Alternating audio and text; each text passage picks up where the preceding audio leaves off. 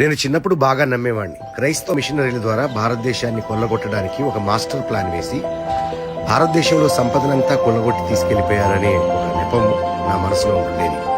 ఒకసారి ఆలోచించండి, నిజంగా మిషనరీలు వచ్చి భారతదేశాన్ని కొల్లగొట్టాలనే ఆలోచనే ఉంటే ఇక్కడ ఉండే ప్రజలకు చదువెందుకు నేర్పిస్తారు?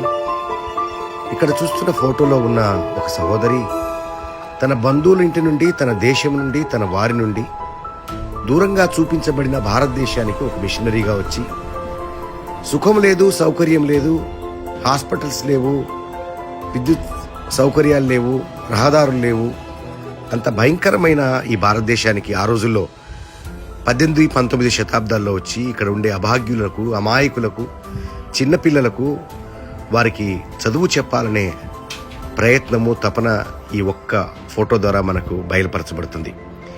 ఈరోజు గొప్పలు చెప్పుకుంటున్న, బిల్డప్ ఇస్తున్న భారతీయులు ఈరోజు ప్రపంచ దేశాలకు వెళ్ళి ప్రపంచ దేశాలన్నింటికీ ఆశీర్వాదకరమైన భారతీయులు యూరోప్లో, వెస్ట్రన్ కంట్రీస్లో, అమెరికాలో, యూరోప్లో ఉన్న ఈ భారతదేశ మనుషులందరూ వీళ్ళకి చదువు రావడానికి క్రైస్తవ మిషనరీలు కారణమని ఎంతమంది నిజంగా ఒప్పుకుంటారు చెప్పండి?